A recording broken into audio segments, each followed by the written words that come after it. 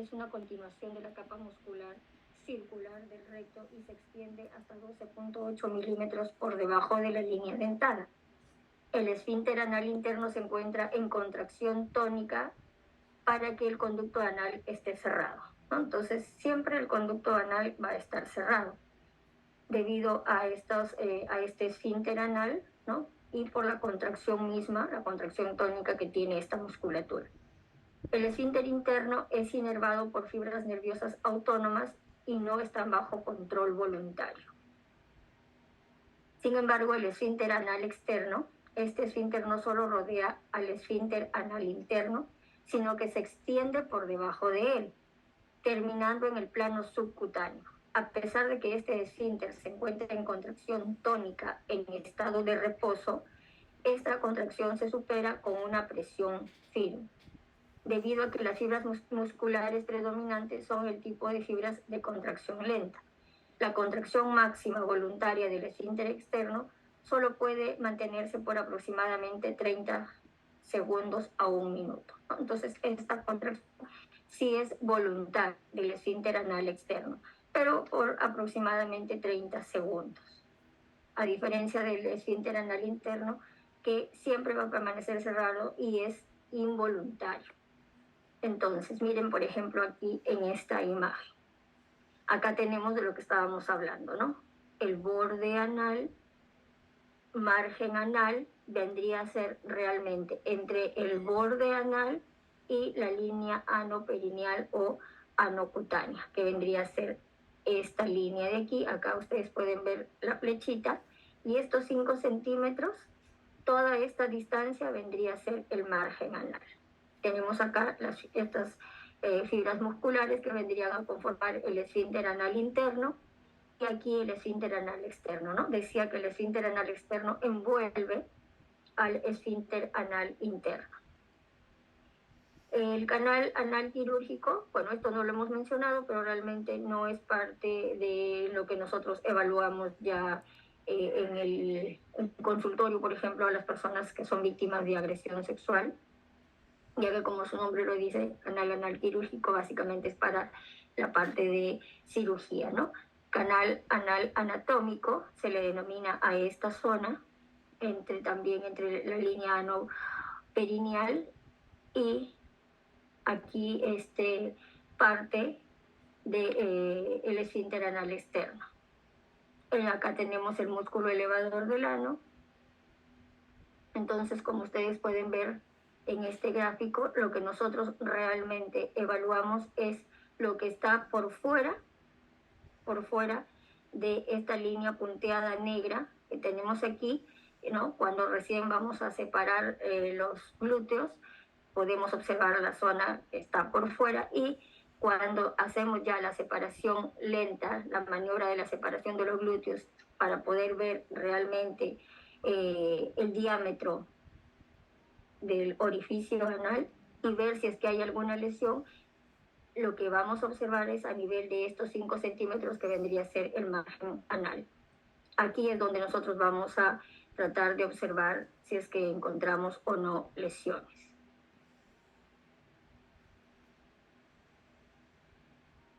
¿Cuáles son las posiciones adecuadas para el examen?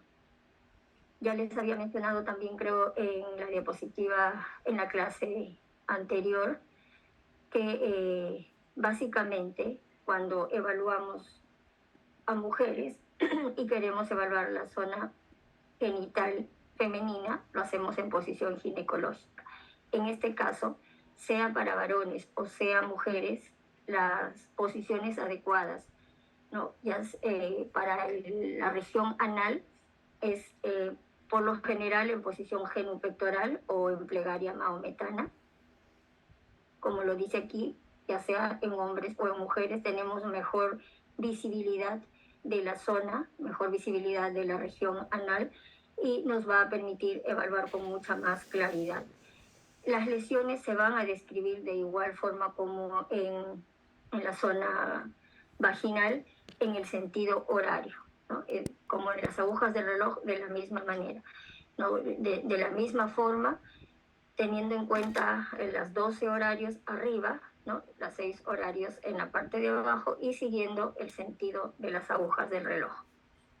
Entonces dice, la posición genupectoral consiste en que el examinado en decúbito ventral se arrodilla, separando las rodillas, como ven ustedes aquí en el gráfico, apoya la región pectoral y frontal a la camilla, elevando la región glútea. Es importante que eleve, ¿no?, la región glútea, así, como en esta figura que vemos acá en la parte superior, ¿no? Y en esta, bueno, estamos viendo la parte posterior, pero para que vean el cuerpo, los brazos, la cabeza y el pecho cómo van, para que nos permita, o para que permita en este caso al paciente poder elevar la cadera, porque si no eleva la cadera es difícil que nosotros podamos evaluar adecuadamente, porque no hay un buen campo visible para poder ver si es que hay o no hay algún tipo de lesiones. Otro tipo u otras posiciones que también podemos utilizar, por lo general cuando son niños o cuando tienen alguna secuela neurológica, o porque los niños a veces no nos entienden cuando les decimos que se coloquen en posición genupectoral, a veces apoyan los codos pero no elevan la cadera, ¿no? Se mantienen con las rodillas flexionadas igual con la cadera hacia abajo, entonces en esa posición no nos permite evaluar. Entonces en esos casos muchas veces es más fácil utilizar esta posición de la doble flexión de miembros inferiores sobre la región abdominal.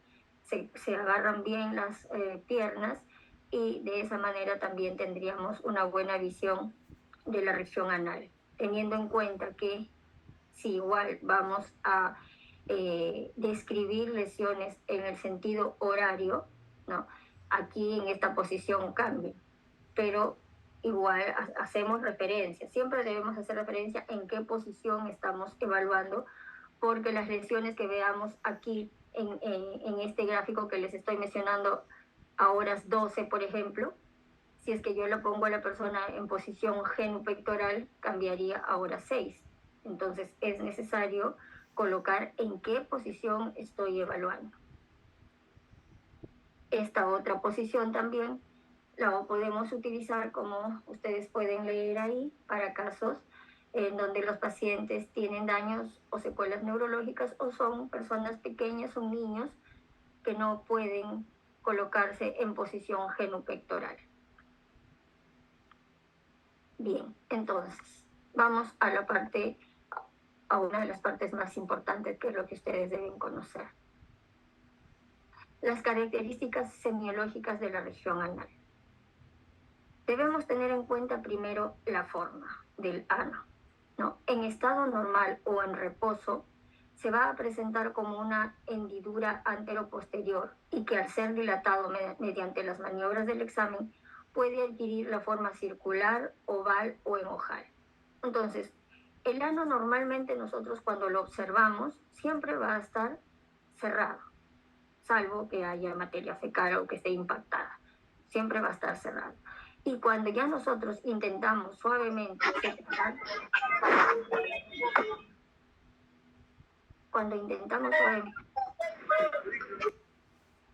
separar los glúteos, entonces ahí puede adquirir una forma circular, oval o en ojal. El tono, ¿qué vendría a ser el tono? El tono del ano generalmente es eutónico, es decir, de un tono normal, permanecer con el orificio cerrado, incluso mientras se está ejerciendo una suave separación glútea. Cuando uno recién inicia la separación de los glúteos hacia los extremos o hacia los costados, todavía se mantiene cerrado, ¿no? Entonces, así es como nosotros evaluamos el tono. O también cogemos una gasa y la pasamos de abajo hacia arriba y de arriba hacia abajo para ver si es que el reflejo, ¿no?, que va de contracción que justamente va a sufrir hace que se mantenga cerrado, ¿no? Y de esa manera estamos evaluando el tono. Entonces se mantiene cerrado el ano y, como les decía,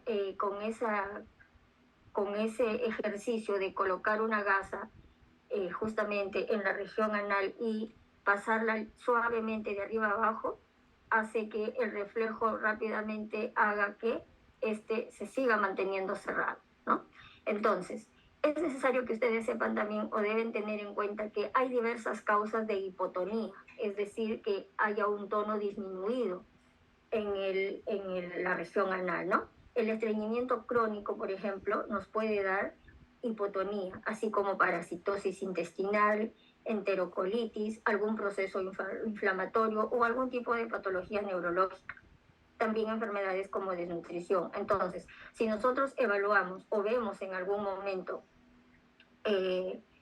algún ano que esté abierto y no hemos considerado estas posibilidades, no pensemos de primer momento que esta persona ha sido agredida sexualmente, ¿no? Primero tenemos que indagar todo, conocer bien la historia clínica de esta persona, saber si es que tiene de repente algún antecedente de, estoy mencionando como estreñimiento, que es común en niños, ¿no? O en mujeres, parasitosis, que también es muy frecuente en niños, alguna patología o procesos inflamatorios. Y habiendo descartado ello, además también debemos tener en cuenta que la versión de la persona que estamos evaluando es muy importante y siempre hay que tenerla en cuenta, ¿no? Si guarda relación de alguna manera también con lo que nos están manifestando, entonces se puede considerar, ¿no? Pero de primer momento no podríamos alarmarnos quizás viendo algún ano que esté ligeramente abierto o entreabierto, pensando que así ha sufrido algún tipo de agresión sexual. Son algunos otros criterios que debemos considerar que ya los vamos a ir viendo.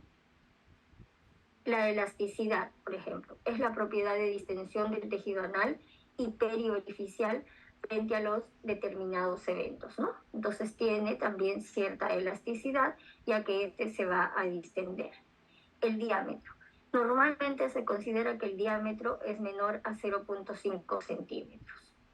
Una dilatación anal mayor a 2 centímetros, en ausencia de materia fecal en la ampolla rectal, es un signo específico que puede conllevar, según el caso, a alta sospecha de abuso sexual, ¿ya? Pero, nuevamente repito, a alta sospecha, dice, de abuso sexual, no necesariamente. Tenemos que ver algunas otras criterios que puedan haber o algunas otras circunstancias que también se puedan estar presentando, ¿no? Entonces, se tiene que hacer un estudio completo, tanto de la historia clínica, de la versión que nos están contando, del examen que estamos realizando y en su conjunto evaluar y valorar. Pero sí, de todas maneras es necesario conocer, pues como les decía, que por lo general el diámetro es menor a 0.5 o hasta 0.5 para algunos autores. Y también algunos otros autores manifiestan que ya un ano con un diámetro mayor a 2 podría ser ya un caso significativo de abuso sexual. Los pliegues perianales que que ya les había mencionado al inicio, llamados también pliegues radiados, se van a distribuir de manera uniforme en la región perianal, con una disposición radiada simétrica a manera de aro de bicicleta. Pueden observar ustedes aquí en esta imagen, miren, háganse la idea, ¿no? Dice con una disposición radiada como los aros de una bicicleta, ¿no? Parecieran los aros de una bicicleta, todos convergen de manera concéntrica justamente en un punto. Entonces, estos pliegues juegan un papel muy importante justamente cuando hay algún tipo de agresión o de abuso sexual, ya que estos ya no se van a poder apreciar como les estamos viendo nosotros aquí, todos de manera uniforme, todos concéntricos. Al haber algún tipo de agresión sexual, estos pliegues se van a aplanar o se van a achatar, en algunos casos se borran, desaparecen, en algunos otros están tumefactos, completamente equimóticos, y ya no van a estar distribuidos de esta manera tan uniforme como nosotros podemos apreciar en esta imagen. Miren, acá tenemos fotos de lesiones anales recientes, ¿no? Realmente son bastante fuertes, por decir así, las imágenes, pero es lo que nosotros vemos, lo que nosotros evaluamos, son fotos de pacientes que se han evaluado en el instituto, no solamente acá en Chiclayo, ¿no? Estas fotos son de la guía y todas las imágenes que se han recopilado pueden pertenecer a cualquiera de los institutos a nivel nacional. Pero como les decía, son casos reales, o sea, nada de esto es ficticio. Todas las fotos que ustedes ven o que les presentamos son de casos reales. Lesiones anales recientes. ¿Por qué son recientes? Estamos observando todavía, ¿no? La coloración rojiza, inclusive sangrante, la equimosis que se forma alrededor de los pliegues, como les decía, miren, por ejemplo, los pliegues, los pliegues radiados que normalmente deben notarse todos y que todos deben converger hacia un punto, ya prácticamente se borran o se ponen tan tumefactos y equimóticos que prácticamente se pierden. Y toda la zona se ve pues enrojecida, ¿no? Inclusive sangrante. Esta es una gran lesión en la zona anal, ¿no? Igual que esta de aquí arriba y las mismas abajo. Ustedes pueden ver cómo es notorio porque realmente la zona se ve enrojecida, se ve de coloración rojiza o rosado rojiza, con rasgos sanguinolentos y justamente pues con esta lesión, ¿no? Con estas erosiones, rodeado de tumefacción, rodeado de equimosis. Cuando las lesiones son recientes, realmente es fácil identificarlas en la región anal. Lo que se hace un poco complejo es identificar lesiones antiguas. Eso es un poco complejo, porque no permanecen mucho tiempo y porque la cicatrización no es tan fácil de reconocer como sí se puede hacer a nivel de la zona o de genitales femeninos, ¿no? A nivel de la región vaginal. En la región anal es un poco más complejo la cicatrización de estas lesiones, visualizarlas sobre todo, diferenciarlas. Miren, acá hay otra lesión reciente, ¿no? Que justamente está encerrada dentro de este triangulito. También algunos autores refieren que las lesiones en la región anal tienden a tomar una forma triangular, con la base hacia el examinador y con el vértice hacia el ano, ¿no? Uno de los autores manifiesta que esta es una lesión típica de una penetración, ¿no? De afuera hacia adentro. Para diferenciarla, por ejemplo, de las lesiones que se pueden hacer en la mucosa, justamente a causa del estreñimiento. Cuando las personas sufren de estreñimiento, también sufren laceración de la mucosa, ¿no? Ya que se impacta la materia fecal y al tratar de salir puede lacerar la mucosa. Pero se describe que estas laceraciones no tienen esta forma triangular con la base hacia el examinador, sino al contrario, ¿no? De manera invertida, con la base hacia el ano y con el vértice hacia el examinador. Entonces, eso nos estaría indicando que viene de adentro hacia afuera, para poder diferenciar. Y sí, realmente nos sirve mucho porque sí hemos visto algunos casos en los que con mucha claridad se puede ver que la base está orientada hacia el examinador y el vértice hacia el ano, en las lesiones anales recientes. No sé si vieron el anuncio que está saliendo, se supone que hoy en la mañana me contestó la universidad que ya me habían habilitado la licencia para poder hacer la clase a través de esta plataforma de Zoom. Pero veo que no ha sido así, porque me acaba de salir nuevamente que en 10 minutos se va a cortar. Bueno, yo realmente he hecho todas las gestiones, me comuniqué con ingeniera, con la coordinadora y con todo. Es más, tengo el correo electrónico donde me están informando de que se me va a habilitar la licencia, pero no ha sido así. Les pido igual disculpas por la situación, porque se va a cortar y nos tendremos que volver a conectar con el mismo link para poder terminar, a pesar de que no es muy largo, pero igual. Bien. Lesiones por infecciones de transmisión sexual. También podemos encontrar este tipo de lesiones. La lesión del lado izquierdo es un condiloma acuminado. No sé si ustedes han tenido oportunidad de ver condilomas, ¿no? Definitivamente son lesiones por contacto sexual que podemos encontrar, o algún tipo de hongo, como por ejemplo aquí en la imagen de la derecha, lesiones por hongos, ¿no? Que se encuentran en la región perianal. En este caso, bueno, es una mujer, ¿no? Donde estamos observando este tipo de lesiones. Entonces, cuando evaluamos la región anal, bueno, siempre, sea región anal, sea región vaginal, siempre se tiene que hacer con guantes, ¿no? Con la debida protección, con la debida, con todos los implementos de bioseguridad, ya que no sabemos realmente qué es lo que vamos a encontrar al momento que vamos a exponer la zona genital, pero debemos tener siempre mucho cuidado porque podemos encontrar diferentes tipos de lesiones. Conclusiones. ¿Qué conclusiones vamos a poder describir después que hayamos evaluado la región anal?